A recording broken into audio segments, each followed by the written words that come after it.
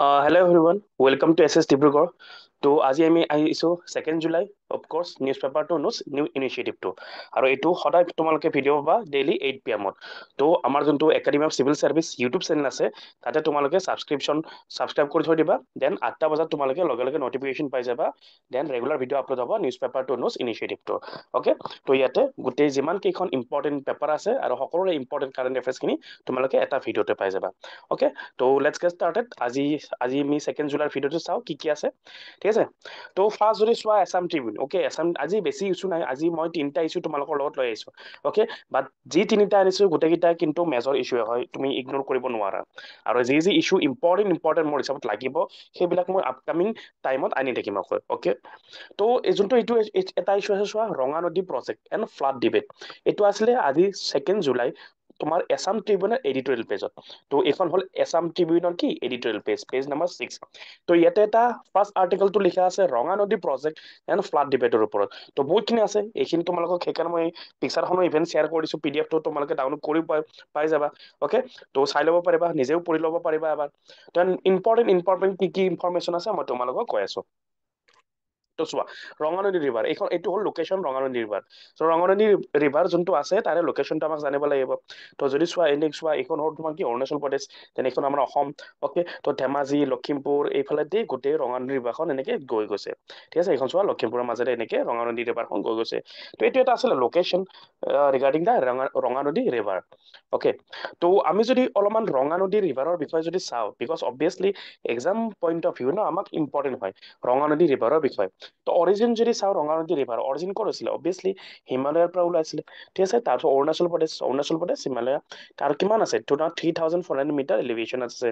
আৰু লেণ্ড যদি চাব যাওঁ আমাৰ কাৰণে ইম্পৰ্টেণ্ট হয় দেই কাৰণ চোৱা এই বছৰ তোমাৰ ৰঙানদী ৰিভাৰ বহুত বেছি নিউজত আছিলে ঠিক আছে ৰঙানদী ৰিভাৰখন বহুত বেছি নিউজত আছিলে তো ৰিভাৰ আমাৰ এছাম জিঅ'গ্ৰাফীৰ কাৰণে ইম্পৰ্টেণ্ট টপিক হয় তোমাৰ ৰঙানদী ৰিভাৰ তো লেণ্ড কিমান আছে 150 কিলোমিটাৰ আছে টোটেলত আৰু অৰুণাচল প্ৰদেশত যদি চাব যাওঁ আমি 90 কিলোমিটাৰ আছে আৰু আমাৰ যদি অসমৰ লখিমপুৰ ডিষ্ট্ৰিক্টত যদি চাব যাওঁ 60 কিলোমিটাৰ আছে অ'কে তো মনত ৰাখিবা ৰঙানদী ৰিভাৰৰ টোটেল লেন্থ হ'ল 150 কিলোমিটাৰ অৰুণাচলত 90 আৰু অসমত 60 এইটো অলপ ইম্পৰ্টেণ্ট ইনফৰমেশ্যন হ'ব পাৰে তোমালোকৰ প্ৰিলিমছৰ কাৰণে এণ্ড ইভেন মেইনছতো তোমালোকে এইটো ইনফৰমেশ্যন ইউজ কৰিব পাৰিবা next part Flows from the Johing, Arunachal Pradesh to meet the Subansiri River at Pokoni Ghat, a sub-tributary of the Brahmaputra. Yes, catchment area কিমান আছে ইমান 2,941 স্কোয়ার কিলোমিটার আছে অর্থাৎ 31% আছে আমাৰ অসমৰ catchment area দেন ফ্লো হয় অবভিয়াছলি এনুৱেল ডিচাৰ্জ কৰে কিমান 3.78 বিলিয়ন কিউবিক মিটাৰ আৰু যদি অলপমান তোমালোকে চোৱা অলপমান নিজে এনক ভিজুৱেলাইজ কৰা সেইকাৰণে মই ইয়াতে লিখি দিছোঁ ভিজুৱেলাইজ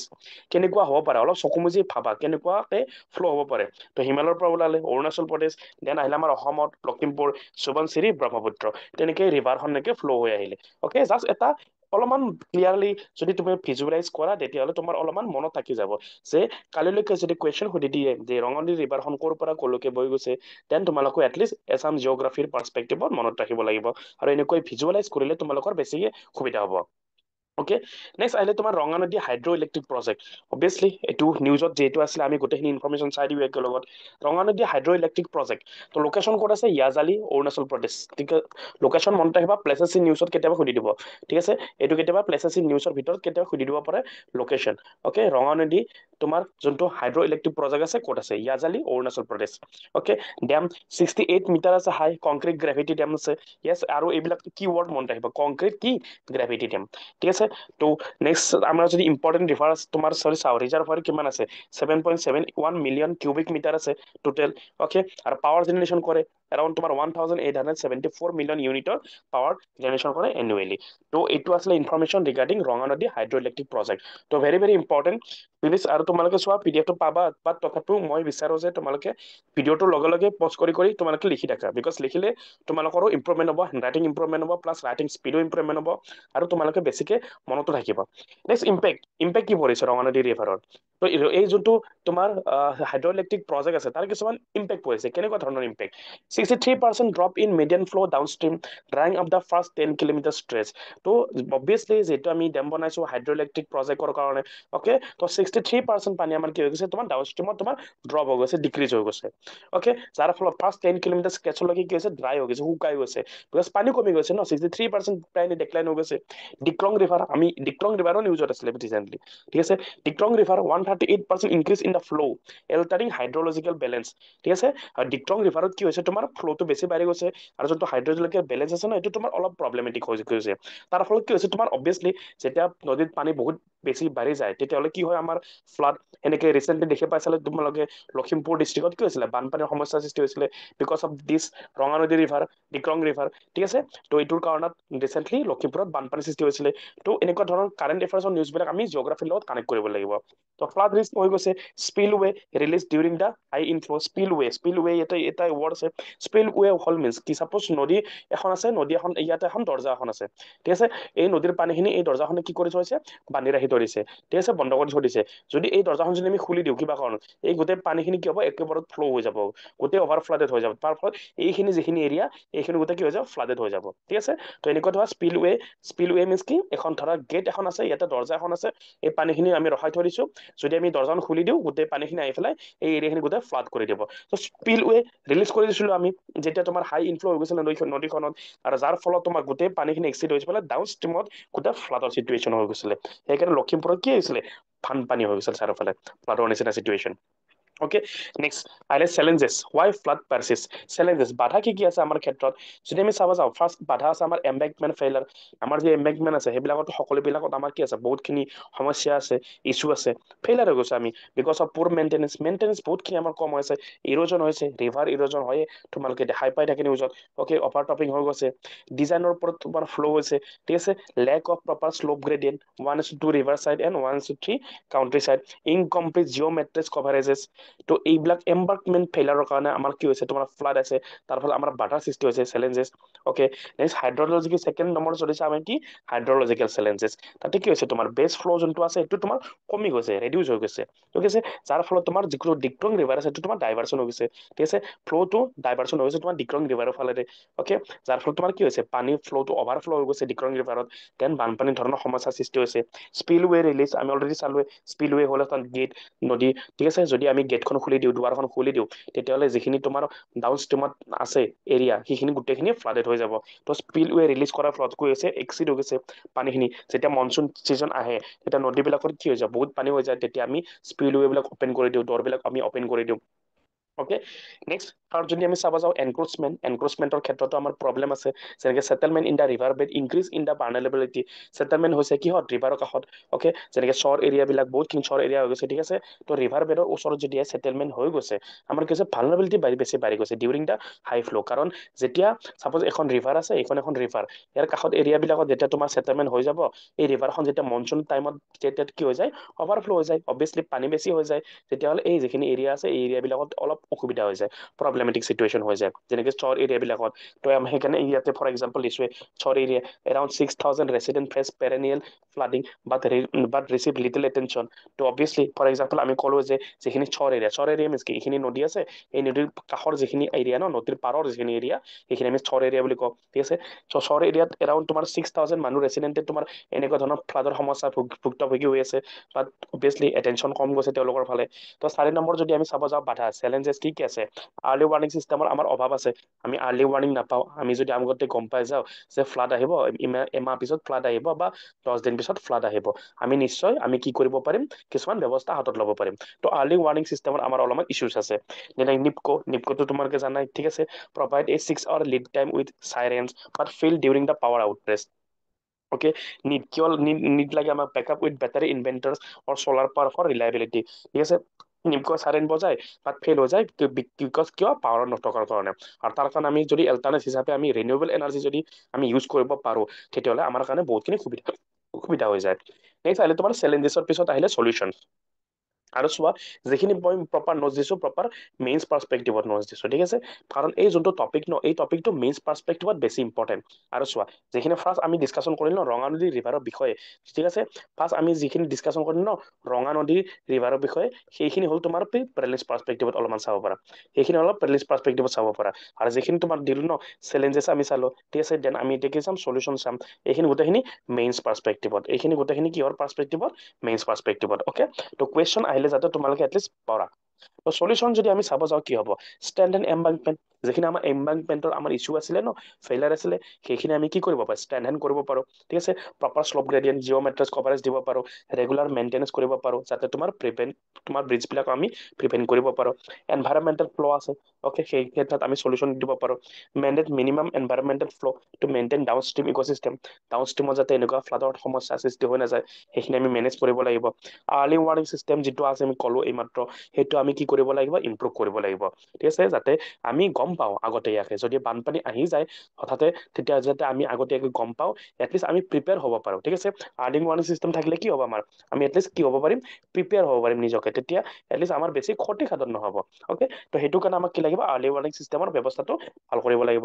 নেক্সট নম্বৰ 4, মেনেজ এনক্ৰোচমেণ্ট, যিখিনি চৰ এৰিয়া মই ক'লো, সেই চৰ এৰিয়া যিখিনি আছিলে তোমাৰ মানুহ নদীৰ পাৰত, সেই মানুহখিনি আমি চৰ এৰিয়াখিনি আমি মেনেজ কৰিব লাগিব, এনক্ৰোচমেণ্ট যাতে বেছি হৈ নাযায়। ঠিক আছে, তো ৰিহেবিলিটেশ্যন প্লেন আমি বনাব লাগিব প্ৰপাৰকে, যাতে এই লেণ্ডখিনি আমি প্ৰপাৰ ৰেগুলেট কৰিব পাৰোঁ যেতিয়া তোমাৰ ফ্লাডৰ টাইম চিটুৱেশ্যন হয়। নেক্সট, ৰঙা নদী ষ্টেজ 2 প্ৰজেক্ট আছে, ৰঙা নদী ষ্টেজ 2 প্ৰজেক্ট আমি কি কৰিছোঁ, নতুনকৈ প্ৰপ'জ কৰিছোঁ, যাতে তোমাৰ কি কৰিব পাৰোঁ, যিটো ৰিভাৰৰ ফ্ল' আছে, সেই ফ্ল'টো যাতে আমি ৰেগুলেট কৰিব পাৰোঁ আৰু আমাৰ ফ্লাডটো কণ্ট্ৰল কৰিব পাৰোঁ। কাৰণ আমি যদি পানীখিনি কণ্ট্ৰল কৰিব পাৰোঁ, আমি ফ্লাডটো কণ্ট্ৰল কৰিব পাৰিম। ঠিক আছে, তো সেইটো কাৰণে ৰঙা নদী ষ্টেজ 2 প্ৰজেক্ট আমি প্ৰপ'জ কৰিছোঁ। ঠিক আছে, যাত ফলত আমাৰ পিছলৈকে কি হ'ব, বানপানীৰ সমস্যাটো দূৰ হ'ব বুলি ভাবিছোঁ আমি। তো ইয়াৰ লগত ৰিলেটেড আমি দুটা প্ৰেক্টিচ কুৱেশ্যন দিছোঁ, তো তোমালোকে ইয়াতো কৰিবা। Discuss the hydrological impact of the Ranganadi hydroelectric project, 10 marks 150 word, 10 mark 150 word. ঠিক আছে, how can Assam mitigate flooding risk in Ranganadi basin, এইটো 10 মাৰ্কছ 150 ৱৰ্ড। তো এই দুটা ৰিলেটেড প্ৰেক্টিচ কুৱেশ্যন আছে, তোমালোকে যেতিয়া ইছ্যুটো গম পালা, পঢ়িলা, এতিয়া অলপমান এটলিষ্ট নিজৰ যিখিনি এনালাইচিছ কৰিলা, সেইখিনি অলপমান তুমি প্ৰেক্টিচলৈকে কনভাৰ্ট কৰি পেলাই এই এনচাৰ দুটা লিখিবা। অ'কে, ঠিক আছে, তো ছেকেণ্ড ইছ্যুলৈকে যাম আমি। ছেকেণ্ড ইছ্যুত এডিটৰিয়েল পেজ এগেইন, তাতে কি লিখা আছে, কাৰ বিষয়ে লিখা আছে, অৰূপ কুমাৰ দত্ত। ঠিক আছে, তো এছাম লিটাৰেলি এম্বেচাডৰ, এইটো আজিৰে, এইটো তোমাৰ 2 জুলাইৰ এছাম ট্ৰিবিউনৰ এডিটৰিয়েল পেজ হয়। অ'কে, তো যোনটো অৰূপ কুমাৰ দত্ত আছে, যিজন মানুহ আছে আমাৰ অৰূপ কুমাৰ দত্ত, অবভিয়াছলি বহুত আমাৰ অসমৰ কাৰণে বহুত আমাৰ এটা মূল্যৱান সম্পদ বুলি ক'ব পাৰি, বা আমাৰ কি আছে আমাৰ, বিকজ অৰূপ কুমাৰ দত্ত এজন এনেকুৱা মানুহ, তেওঁৰ কিতাপ বহুত কেইখন কিতাপ আছে। ঠিক আছে, ইভেন মোৰো এখন ফেভৰেট কিতাপ দ্য আহোমছ। ঠিক আছে, দ্য আহোমছ বুলি এখন বুক আছে, পঢ়িব পৰা বহুত ভাল বুক হয়, মোৰ ফেভৰেট নিজৰে। তো অৰূপ কুমাৰ দত্ত যিজন লেখক আছে, তেওঁ অসমৰ কালচাৰৰ ওপৰত লিখিছে, ছ'চাইটিৰ ওপৰত লিখিছে, হিষ্ট্ৰীৰ ওপৰত লিখিছে, জিঅ'গ্ৰাফী, বিভিন্ন ধৰণৰ ইছ্যুৰ ওপৰত তেওঁলোকে বহুত কেইখন ভাল ভাল কিতাপ লিখিছে। ঠিক আছে, তো অৰূপ কুমাৰ দত্তৰ বিষয়ে আমি পঢ়িম ইয়াতে, বিকজ এডিটৰিয়েলটোত কৈছে। আৰু এনেকুৱা নহয়, এগেইন এক্সাম পাৰ্চপেক্টিভত যদি চাব যাওঁ, লাষ্ট 2 ইয়াৰ্ছৰ যদি তুমি APSC যদি চাইছা ন, প্ৰিলিমছ, APSC প্ৰিলিমছ, এই নামটো অবভিয়াছলি শুনিছা, অৰূপ কুমাৰ দত্ত। ঠিক আছে, লাষ্ট ইয়াৰ তোমাৰ অৰূপ কুমাৰ দত্তৰ ওপৰত কুৱেশ্যন সুধিছিলে, এই বছৰ তোমাৰ অৰূপ কুমাৰ দত্তৰ ওপৰত কিতাপৰ ওপৰত কুৱেশ্যন সুধিছে। ঠিক আছে, তো অৰূপ কুমাৰ দত্ত আমাৰ বহুত ইম্পৰ্টেণ্ট হয়। অ'কে, আমাৰ not only from the Assam point of view, আমাৰ এক্সাম পইণ্ট অফ ভিউ আমাৰ কাৰণে ইম্পৰ্টেণ্ট হয়। তো এডিটৰিয়েলটো তোমালোকক দি দিছোঁ মই ইয়াতে, প্লিজ পঢ়িব পাৰিবা তোমালোকে। দেন আমি চাম অৰূপ কুমাৰ দত্তৰ বিষয়ে, আৰু এইটো তোমালোকৰ প্ৰিলিমছ আৰু মেইনছ দুটাতে সুবিধা হ'ব। কাৰণ প্ৰিলিমছতটো ডাইৰেক্টলি কি সুধিব, কিতাপৰ বিষয়ে সুধিব, যে এইখন কিতাপ কোনে লিখিছে। আৰু মই ক'লো ন, লাষ্ট 2 ইয়াৰ্ছৰ পৰা অৰূপ কুমাৰ দত্তৰ কিতাপ আহি আছে। আৰু মেইনছত কি সুধিব, তোমাৰ ইম্পৰ্টেণ্ট পাৰ্চনেলিটি। মেইনছত ইম্পৰ্টেণ্ট পাৰ্চনেলিটি, যিহেতু তেওঁ অসমৰ হয়, তো ইম্পৰ্টেণ্ট পাৰ্চনেলিটিৰ ওপৰতো মেইনছৰ কুৱেশ্যন সুধিব পাৰে। তো তেওঁ অলপমান চাওঁ Arup Kumar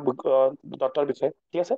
next, young এডাল্টৰ novel কিছুমান লিখিছে তেওঁ, যেনেকে দ্য কাজিৰঙা ট্ৰেইল 1978, নাম শুনিছা চাগে, এটা বহুত ধুনীয়া কিতাপ হয়, দ্য কাজিৰঙা ট্ৰেইল। তোমাৰ কাজিৰঙা যোনটো আছে ন, কাজিৰঙা আমাৰ হেৰিটেজ নেশ্যনেল পাৰ্ক,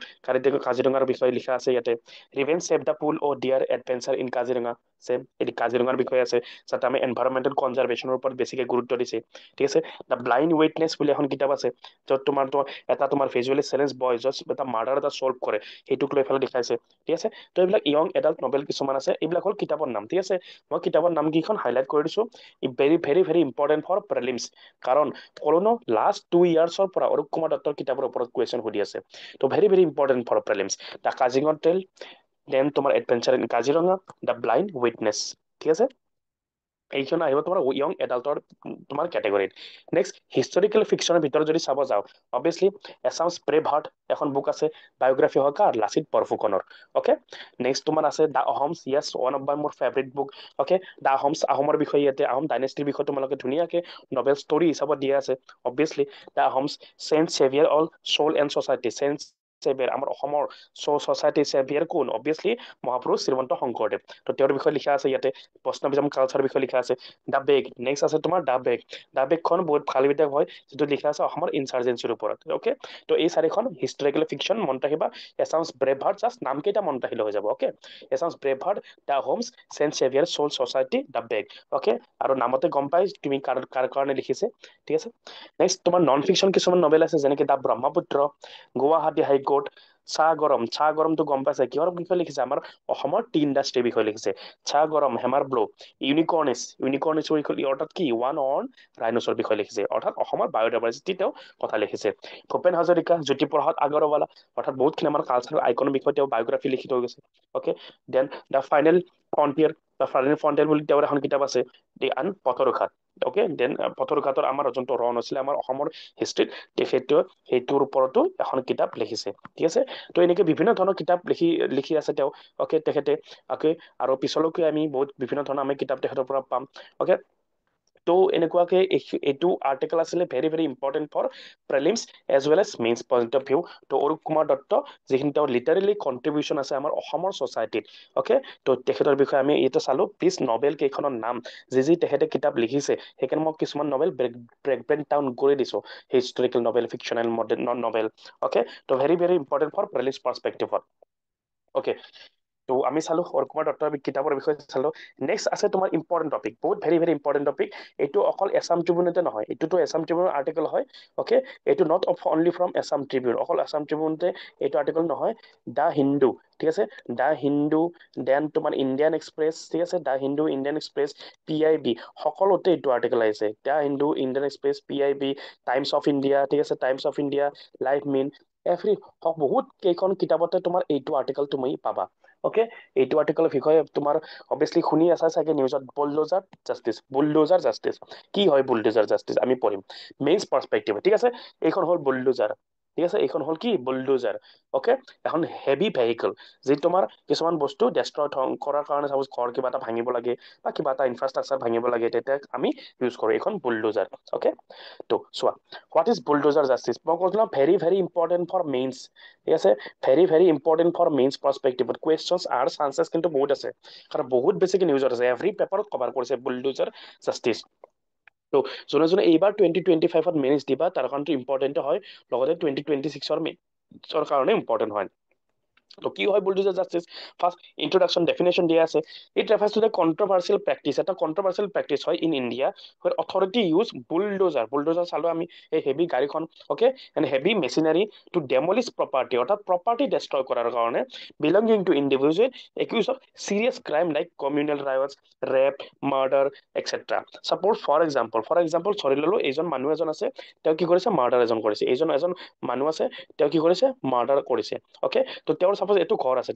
ঘৰ আছে তো আমি কি কৰিছো অথৰিটি কি কৰিছে সেই বুলডোজাৰ এখন লৈ পেলাই সেই ঘৰটো তেওঁৰ ভাঙি দিছে কাৰণ এই মানুহজন মাৰ্ডাৰাৰ অ'কে তো এইটোকে কোৱা হয় বুলডোজাৰ জাষ্টিছ অৰ্থাৎ কি কৰিছে জাষ্টিছ দিছে বাট য়েছ অবভিয়াছলি আমি ইয়াতে এনালাইচিছ কৰিম ইয়াতে তোমাৰ ৰাইট হয় নে ৰং হয় অ'কে তো তেওঁৰ যোনটো প্ৰপাৰ্টি যদি কোনোবা একিউজ মানুহ এনেকুৱা এজন ইণ্ডিভিজুৱেল যি তোমাৰ চিৰিয়াছ ক্ৰাইম কৰিছে যাই কমিউনেল ৰাইটছ ফেলাইছে তোমাৰ ৰেপ কৰিছে মাৰ্ডাৰ কৰিছে এনেকুৱা ধৰণৰ যদি চিৰিয়াছ ক্ৰাইম কৰিছে তেওঁৰ যি প্ৰপাৰ্টি আছে প্ৰপাৰ্টিবিলাক যদি আমি ডেমলিছ কৰি দিওঁ ইউজিং দ্য বুলডোজাৰ সেইটোকে কোৱা হয় কি bulldozer justice this action is often carried out without following due legal process obviously without due legal process এই একশ্যনবিলাক ফ'ল' কৰা হৈছে সেইকাৰণে বাৰে নিউজত আছে অ'কে আৰু কি হয় তেওঁলোকৰ ইমুভেবল প্ৰপাৰ্টি অৰ্থাৎ ঘৰ হৈ গ'ল বা যিকোনো ইনফ্ৰাষ্ট্ৰাকচাৰ হৈ গ'ল সেইবিলাক আমি কি কৰি আছো ডেমলিছ কৰি আছো অৰ্থাৎ ডেষ্ট্ৰয় কৰি আছো তো এইটো হ'ল তোমালোকৰ বুলডোজাৰ জাষ্টিছৰ ডেফিনেশ্যন গম পালা বুলডোজাৰ জাষ্টিছৰ ডেফিনেশ্যন অ'কে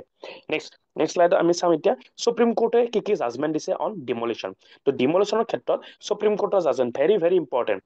মই মাৰ্ক কৰি দিছো তোমালোকে ইয়াতে ঠিক আছে ভেৰি ভেৰি ইম্পৰ্টেণ্ট যদি এক্সামত এইখিনি যদি ইয়াৰে এটা দুটাও যদি এটলিষ্ট মনত থাকে ন তোমালোকৰ বহুত বেছি কামত আহিব তো ডিমলিশ্যন মনত আহিবা ভেৰি ভেৰি ইম্পৰ্টেণ্ট ওকে কি সুপ্ৰিম কোৰ্টৰ জাজমেন্ট আছে, জাজমেন্ট কেইটা এটলিষ্ট মনত ৰাখিলে হৈ গ'ল। ওকে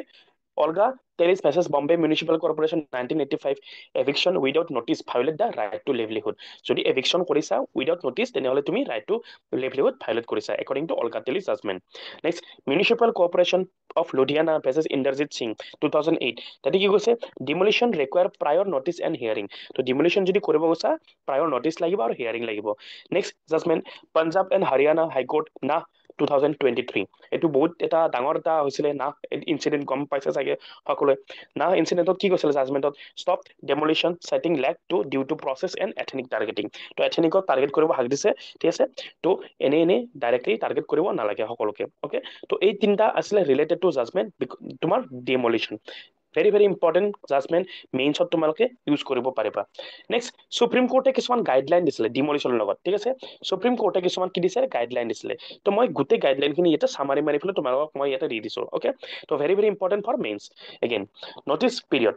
কি দিছিলে মিনিমাম 15 ডেজৰ notice period দিব লাগিব বিফোৰ demolition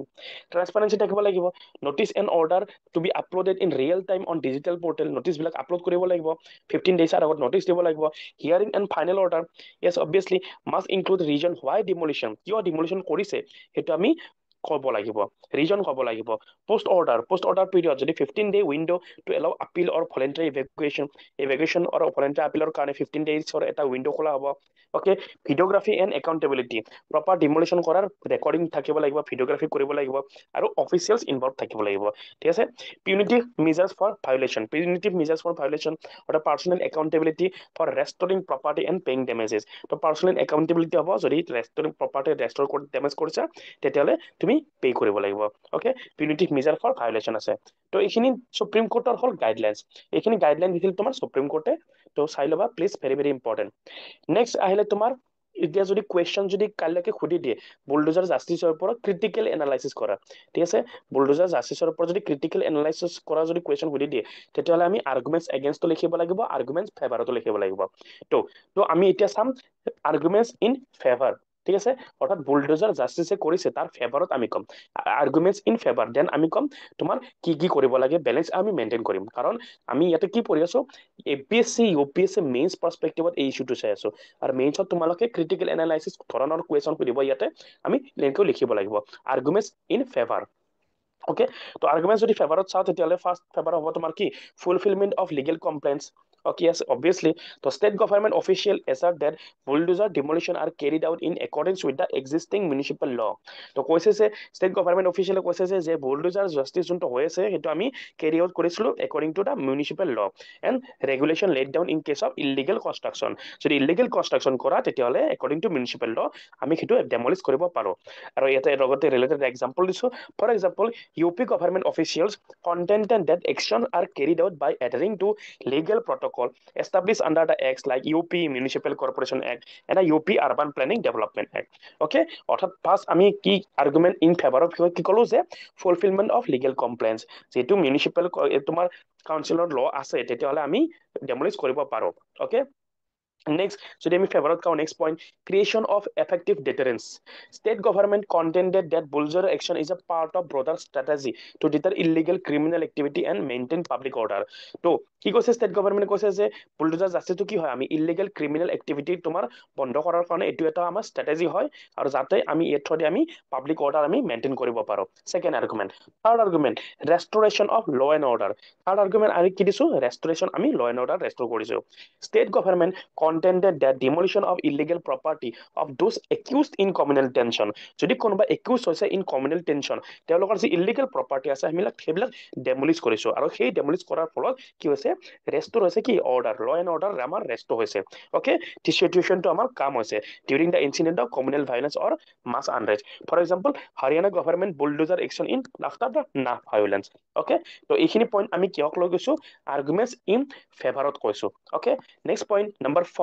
4 point universal and not against specific community তো আমি কোনো স্পেসিফিক কমিউনিটি টার্গেট করা নাই ঠিক আছে আমি কোনো স্পেসিফিক কমিউনিটি টার্গেট করা নাই আমি universal of course all universal means কি আমি সকলোকে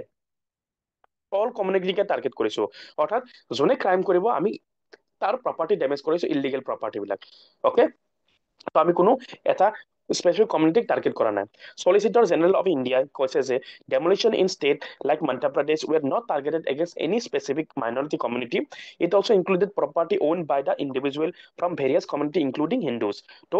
আমি অকল মাইনৰিটি বা আমি অকল কিছুমান তোমাৰ সমুদায়কে অৰ্থাৎ কমিউনিটিকে টাৰ্গেট কৰা নাই আমি সকলো কমিউনিটিকে টাৰ্গেট কৰিছো যোনে তোমাৰ এইবিলাক কাম কৰিব ক্ৰাইম কৰিব তেওঁলোকৰ আমি ইলিগেল প্ৰপাৰ্টি বিলাক আমি ডেষ্ট্ৰয় কৰিম ডিমলিছ কৰিম okay next 5 number point related to arguments in favour fulfillment of public demand for visible action fulfillment of public demand for visible action তো সাপোৰ্টাৰ সকলে বিচাৰি আছে obviously supporter of an claim that bulldozer justice is a decisive step and serve as an effective response mechanism to public demand for quick visible action against the criminal তো যোনটো আমি bulldozer justice কৰিছো public সকলে কৈছে যে এইটো আমাৰ quick আৰু ফিজিবল একশন হয় এগেইনষ্ট দ্য ক্ৰিমিনেল যাৰ ফলত কি হ'ব ক্ৰিমিনেল এক্টিভিটি ডিক্ৰিজ হ'ব ওকে তো এইখিনি পইণ্টছ আমি ক'লো বুলডোজাৰ জাস্টিসৰ ইন ফেভাৰত এতিয়া অবভিয়াছলি আমি যদি ক'ব লাগে ক্ৰিটিকেল এনালাইচিছ তেতিয়াহ'লে আমি কনচাৰ্ণো দেখাব লাগিব তো কি কনচাৰ্ণ আছে what are the concerns with bulldozer justice in India concern কি আছে অবভিয়াছলি এনেকুৱা নহয় যে আমাৰ দেশত একো আমাৰ ইণ্ডিয়াখন হ'ল ডেমক্ৰেচি ঠিক আছে ডেমক্ৰেচি যিহেতু হয় আমাৰ কি আছে আমাৰ ল আছে প্ৰপাৰ ৰুল অফ ল আছে ঠিক আছে প্ৰপাৰ ৰুল অফ ল মিনছ কি আইনৰ ওপৰত কোনো যাব নোৱাৰে ঠিক আছে আইনৰ আগত সকলোবিলাক কি সমান আইনৰ ওপৰত কোনো যাব নোৱাৰে no one is above the law ঠিক আছে what is rule of law means কি no one is above the law অৰ্থাৎ আইনৰ ওপৰত কোনো যাব নোৱাৰে সকলোতকৈ ওপৰত কি হয় আইন অৰ্থাৎ ল সকলোতকৈ ওপৰত বাট এইটো যিটো আমি কি কৰিছো বুলডোজাৰ জাস্টিস কৰিছো সেইটো অবভিয়াছলি আমাৰ ৰুল অফ ল ভায়োলেট কৰি আছে bulldozer demolition without due process violate the rule of law and the principle of natural justice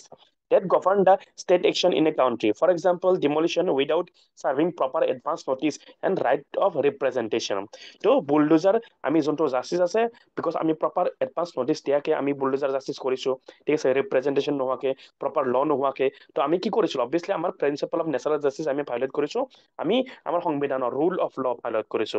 next violation of fundamental right second number concern কি হয় violation of fundamental right the hasty bulldozer justice of demolition of private home is violation of right to shelter yes right to shelter আছে আমাৰ article ঠিক আছে আমি আমাৰ কি আছে আমাৰ সংবিধানত আমাক ফাণ্ডামেণ্টেল ৰাইট দিয়া আছে আমাক ঠিক আছে আমি থাকিব পাৰো আমাৰ দেশত আমাৰ ভাৰতৰ নাগৰিক হয় আমি ভাৰতত থাকিব পাৰো তাৰ কাৰণে আমাৰ সংবিধান আমাক কি দিছে ৰাইট টু লাইফ দিছে যাৰটো পাৰ হয় আমাৰ কি আৰ্টিকেল 21 থ্ৰুৱেদি তো যদি তুমি আমাৰ প্ৰপাৰ্টি যদি ডেষ্ট্ৰয় কৰিছা ডেমলিছ কৰিছা দেন আমাৰ ৰাইট কি কৰিছা আমাৰ ৰাইট ভায়োলেট কৰিছা অৰ্থাৎ ফাণ্ডামেণ্টেল ৰাইট তুমি কি কৰিছা ভায়োলেট কৰিছে impact on the fundamental right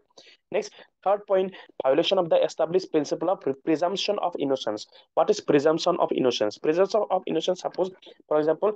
এজন মানুহ ওকে এজন মানুহ সাপোজ কৰবাত কিবা ক্ৰাইম কৰোতে ধৰা পৰিলে সাপোজ ক্ৰাইম চিন এটাত এইজন মানুহক আমি পাই গলো ওকে ক্ৰাইম চিন এটাত এইজন মানুহক আমি পাই গলো তো আমি কি ভাবিম এইজন মানুহে এইটো ক্ৰাইম কৰিছে বাট এইজন মানুহে যে এইটো ক্ৰাইম কৰিছে আনটিল তেওঁটো গিল্টি প্ৰভেন হোৱা নাই ন আমি এইজন মানুহক ক'ত লৈ যাম আমি কোৰ্টত লৈ যাম ঠিক আছে আমি কোৰ্টত লৈ যাম কোৰ্টত প্ৰপাৰ এভিডেন্সত কোৰ্টে তোমাৰ কি দিব জাষ্টিছ দিব কোৰ্টে ক'ব যে হয় এইজন মানুহ গিল্টি হয় আমি তেওঁক শাস্তি দিম আফটাৰ দা গিল্টি তুমি মানি লোৱা ন সেই যে ক্ৰিমিনেল হয় যদি কোনোবা এজন যদি ইনোচেণ্ট মানুহ যদি ক্ৰাইম চিনত যদি কিবা কাৰণত ফচি গ'ল তেতিয়াহ'লে কি হ'ব তেওঁতো ক্ৰিমিনেল মানুহবিলাকক কৈ দিব আৰু তেওঁৰ প্ৰপাৰ্টি বিলাক যদি ডেষ্ট্ৰয় কৰি দিয়ে তেওঁৰ যদি ক্ৰিমিনেল চাৰ্জেছ লগাই দিয়ে তেতিয়াহ'লেতো আমি এইটো ইনজাষ্টিছ কৰি আছো ন যেনেকে ইয়াৰ লগত ৰিলেটেড এখন তোমালোকৰ মুভি আছে criminal justice movie means also series এখন ৱেব চিৰিজ আছে ক্ৰিমিনেল জাষ্টিছ বুলি ঠিক আছে তাতে এনেকুৱা ধৰণৰ কিছুমান ষ্টৰি দেখুওৱা হয় যে য'ত তোমাৰ যোনটো ইনোচেণ্ট মানুহ থাকে তেওঁ বহুতখিনি তোমাৰ কোৰ্টৰ জামেলাত ফাঁচি থাকে লাষ্টত আনটি তোমাৰ কোৰ্টে কি কৰি দিয়ে তেওঁক তোমাৰ ৰেহাই দি দিয়ে অৰ্থাৎ তোমাৰ অবভিয়াছলি আমি গম পাম লাষ্টত কোৰ্টে গোটেইখিনি এভিডেন্স চাই পেলাই চেক কৰিব যে কোনে ক্ৰাইম কৰিছে কোনে ক্ৰাইম কৰা নাই অ'কে তো এনেকুৱা যদি কিছুমান যদি মানুহৰ ক্ষেত্ৰত হৈ যায় যদিহে তেওঁ ক্ৰাইম কৰা নাই বা তেওঁ ক্ৰাইম চিনত যদি কিবাকে যদি অলপমান প্ৰব্লেম ফচি গ'ল তেতিয়াহ'লে আমি যদি তেওঁৰ যদি কিবা প্ৰপাৰ্টি যদি ডেষ্ট্ৰয় কৰিছো দেন এইটো আমাৰ প্ৰিজাম্পশ্যন অফ ইনোচেন্সৰ এগেইনষ্টত আছে ঠিক আছে principle of presumption of ইনোচেন্স means আমি যেতিয়ালৈকে কোৰ্টে গিল্টি বুলি প্ৰুফ নকৰে ঠিক আছে তেতিয়ালৈকে আমি একো প্ৰিজাম্পশ্যন ল'ব নালাগে অ'কে যদি কোৰ্টে গিল্টি বুলি প্ৰুফ কৰিছে কোৰ্টে কৈছে আমাৰ কোৰ্ট আছে ন আমাৰ সংবিধান আছে আমাৰ তোমাৰ জুডিচিয়াৰী আছে সুপ্ৰিম কোৰ্ট আছে হাইকোৰ্ট আছে কোৰ্টে যদি কৈছে যে এইজন মানুহে হয় এইজন কাম কৰিছে আমি গিল্টি প্ৰুভেন কৰিছো দেন আমি কি কৰিব পাৰো তেখেতৰ এইটো বুলডোজাৰ জাষ্টিছ কৰিব পাৰো বাট আনটিল দা প্ৰুভেন গিল্টি আমি একো কাম হাতত ল'লে আমাৰ ইনজাষ্টিছ কৰা হ'ব অ'কে সেইটো আছিলে তোমাৰ প্ৰিন্সিপল অফ প্ৰিজাম্পশ্যন অফ ইনোচেন্স এইবিলাক কিৱৰ্ড ইউজ কৰিবা মেইনছৰ টাইমত next specific target of minority, আমি এটা কনচাৰ্ণ হৈ আছো যে স্পেচিফিক টাৰ্গেট কৰিছে মাইনৰিটিক। তো বহুতবিলাক ৰিপৰ্টে হাইলাইট কৰিছে, ঠিক আছে। কি কৰিছে, specially Muslims by the use of bulldozer demolition. For example Amnesty International ৰিপৰ্টত কৈছে যে 128 property mostly own by the Muslims were demolish in between April and June 2022 affecting 617 people, ঠিক আছে। হয় আমি ইউনিভাৰ্চেল হয়, বাট স্পেচিয়েলি টাৰ্গেট কৰি আছে মাইনৰিটিখিনি টাৰ্গেট কৰি আছে, সেইটো এটা আমাৰ কনচাৰ্ণৰ বিষয় হৈ পৰিছে। Okay, next promote authoritarianism. আমাৰ অবভিয়াছলি আমাৰ ইণ্ডিয়া কি হয়, এখন ডেমক্ৰেচি হয়। আমাৰ ইণ্ডিয়াত কি আছে, তোমাৰ আছে ৰুল অফ ল আছে, অথৰিটি আছে। তো যদি মানুহে যদি অথৰিটি হাতত লৈ লয়, তেতিয়াহ'লেতো একো জাষ্টিছৰ একো ব্যৱস্থা নাথাকিব। অ'কে, তো একৰ্ডিং টু চাম ক্ৰিটিক্স কি কৈছে, bulldozer action reflect the travelling of shift toward the authoritarianism by making it a means of political retribution against the dissenters and marginalise group. তো বহুতবিলাক ক্ৰিটিকে কি কৈছে যে এই যোনটো ষ্টেপ, এই ষ্টেপটো কি হয় তোমাৰ অলপমান পলিটিকেল ৰেট্ৰিবিউশ্যন কৰি গৈছে, অলপমান পলিটিকেলৰ ফালে ঢাল খাই থকা বুলি কৈছে। অবভিয়াছলি অথৰিটেৰিজম প্ৰমোট কৰা বুলি কৈছে। নেক্সট আহিলে আমাৰ ইছ্যু অলপমান important, ethical issue. Obviously ethical issue বহুতখিনি আহি যায় ইয়াতে।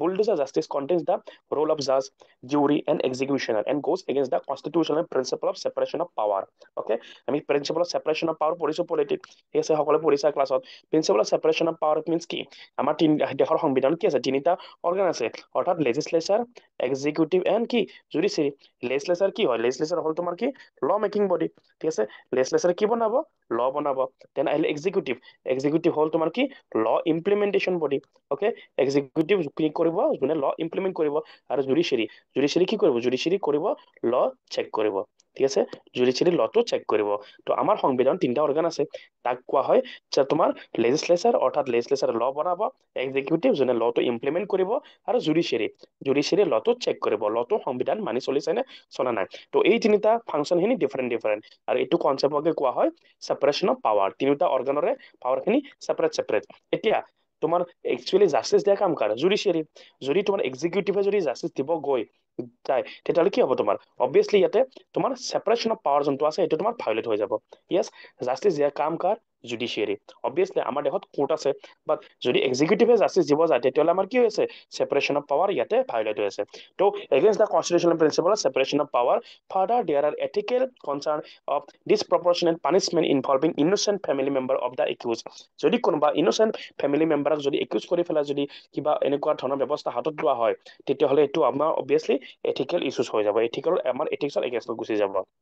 ওকে, তো ৱে ফৰৱাৰ্ড অৰ্থাৎ কি কৰিব পাৰো আমি পিছলৈকে, এডিকুৱেট ছাৰ্ভে বিফৰ ডিমলিশ্যন। তো ডিমলিশ্যন কৰাৰ আগত আমি প্ৰপাৰ ছাৰ্ভে কৰি ল'ব পাৰো যে যিজন য'ত আমি ডিমলিশ্যন কৰিব গৈ আছো প্ৰপাৰ, সেইটো অলৰেডি তোমাৰ যোনটো ক্ৰাইম কৰিছে নে কৰা নাই, অৰ্থাৎ প্ৰভেন গিল্টি হৈছে নে হোৱা নাই। যদি ইনোচেণ্ট হয় আমি কৰিব নালাগে, যদি ক্ৰাইম হয় দেন আমি হয়তো ষ্টেপ ল'ব পাৰো। অ'কে, তো আমি ছাৰ্ভে কৰিব লাগিব বিফৰ ডেমলিশ্যন। আৰু যদি আমি কি আৰু অকল এইখিনি ছাৰ্ভে নহয়, আৰু আমি কিছুমান ছাৰ্ভে কৰিব লাগিব যাতে তেওঁলোকৰ একো অসুবিধা নহয়। Supreme Court has mandated the administration of undertake survey before carrying out demolition. Also, the enforcement of basic procedural protocol like giving sufficient advance notice must be followed by the authority. তো আমি proper advance notice দিব লাগিব, আমি অলপ survey কৰি যাব লাগিব। Pan India procedural guideline, pan India means কি অল অভাৰ ইণ্ডিয়াত আমি এটা প্ৰচিডিউৰেল প্ৰচেছৰ কাৰণে এটা আমি গাইডলাইন জাৰি কৰিব পাৰো। Pan India guidelines will be incorporated into relevant legislation. আৰু যোনটো গাইডলাইন আমি দিম প্ৰপাৰ ল থ্ৰুৱেদি বেকিং হ'ব লাগিব, প্ৰপাৰ লেজিসলেশ্যন থাকিব লাগিব, and rules of the municipal authority, আৰু প্ৰপাৰ মিউনিচিপাল অথৰিটিৰ ৰুলছ ৰেগুলেশ্যন লাগু হ'ব লাগিব। প্ৰপাৰ প্ৰচেছ এটা থাকিব লাগিব, এনেকুৱা নহয় যে যাৰে তাৰে ঘৰত আমি গৈ পেলাই আমি কি কৰিছো ডিমলিছ কৰি দিছো। প্ৰপাৰ আমাক এটা প্ৰচেছ লাগিব, proper procedure must be followed during the pre demolition and post demolition. Proper process আমাৰ কিহৰ ক্ষেত্ৰত তিনিটা ষ্টেপত লাগিব। প্ৰি ডেমলিশ্যন অৰ্থাৎ ডেমলিশ্যন কৰাৰ আগত, ডেমলিশ্যন কৰি থকা অৱস্থাত, আৰু ডেমলিশ্যন কৰাৰ পিছত প্ৰপাৰ আমাক প্ৰচেছ এটা লাগিব, ৰুলছ ৰেগুলেশ্যন লাগিব। পেন ইণ্ডিয়া তাকো all India. Next independent review mechanism, third point হ'ল ইণ্ডিপেণ্ডেণ্ট ৰিভিউ। এইবিলাক সকলোবিলাক পইণ্ট তোমালোকে মেইনছত লিখিবা। অ'কে, ইণ্ডিপেণ্ডেণ্ট ৰিভিউ মেকানিজম থাকিব লাগিব, এটা ইণ্ডিপেণ্ডেণ্ট কমিটি থাকিব লাগিব, চ' জুডিচিয়েল মানুহ থাকিব, চিভিল ছচাইটিৰ ৰিপ্ৰেজেণ্টেটিভ থাকিব, আৰু ইণ্ডিপেণ্ডেণ্টলি তেওঁলোকে কি কৰিব, গোটেই ডেমলিশ্যন প্ৰচেছখিনি তেওঁলোকে ৰিভিউ কৰিব okay next focus on rehabilitation এই যে মানুহবিলাক যদি কোনোবা ইন'চেণ্ট ভিক্টিম যদি হৈ যায় কোনোবা যদি ইন'চেণ্ট ভিক্টিমৰ যদি কিবা কাৰণত যদি ডেমলিশ্যন হৈ যায় তেওঁলোকক আমি ৰিহেবিলিটেশ্যন ব্যৱস্থাও কৰিব লাগিব অ'কে তো proper guideline should be drafted for rehabilitation of innocent victim of the accuse family in case of bulldozer action international human rights standard also emphasis the right to adequate housing and compensation for force eviction যদি আমি innocent বা force eviction যদি কৰি আছো তেতিয়াহ'লে আমাক কি লাগিব এটা প্ৰপাৰ গাইডলাইন ক'ড থাকিব লাগিব আৰু যদি চাপ'জ কোনোবা এজন মানুহ চাপ'জ ধৰি লোৱা এক্সাম্পল এজন মানুহ আছে তেওঁ ইন'চেণ্ট হয় তেওঁ কি হয় ইন'চেণ্ট হয় বাট মানুহবিলাকে তেওঁক ক্ৰিমিনেল বুলি ভাবি পেলাই তেওঁৰ প্ৰপাৰ্টি চাপ'জ আমি কি কৰিলো ডেমেজ কৰি দিলো অ'কে তো তেওঁক আফটাৰ দ্য প্ৰপাৰ্টি ডেমেজ হোৱাৰ পিছত আমি তেওঁক ৰিহেবিলিটেশ্যন থকা খোৱাৰ ব্যৱস্থা কৰি দিব লাগিব ৰিহেবিলিটেশ্যনৰ ব্যৱস্থা কৰি দিব লাগিব কাৰণ তেওঁ ইন'চেণ্ট অ'কে আৰু আমি অবভিয়াছলি অলপমান ইণ্টাৰনেশ্যনেল হিউমেন ৰাইটছ ষ্টেণ্ডাৰ্ডৰ মতে আমি ৰুলছ ৰেগুলেশ্যন কিছুমান বনাব লাগিব তো এই টপিকটোৰ ওপৰত এটা মই দুটামান মেইনছৰ কুৱেশ্যন দিছো তোমালোকে চোৱা যোনে যোনে কুৱেশ্যনটো যোনে চাপ'জ 2025 এইবাৰ মেইনছ দিবা তাৰ কাৰণে মই ক'লো এইটো very very important even 2026 also' even 2026 also' আৰু যোনে যোনে লিখিব মন যায় অবভিয়াছলি তোমালোকে লিখিবা অ'কে এণ্ড ইভেন এটলিষ্ট নিজে ডাইৰেক্টলি কপি নিলিখিলেও তোমালোকে কমেণ্ট ছেকশ্যনত হয়তো যিখিনি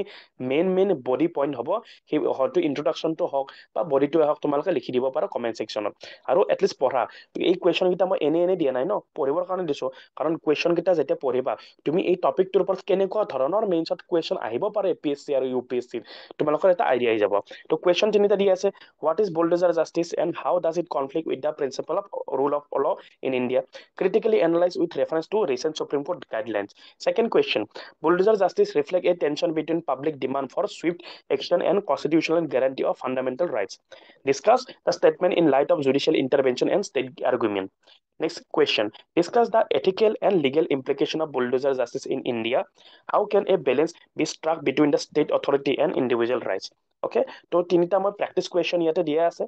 ঠিক আছে এই কুৱেশ্যন কেইটা প্লিজ তোমালোকে কপিত লিখিবা এণ্ড ইভেন তোমালোকে প্লিজ মই ৰিকুৱেষ্ট কৰিছো কমেণ্ট ছেকশ্যনতো তোমালোকে লিখিব পৰা অ'কে লিখি পেলাই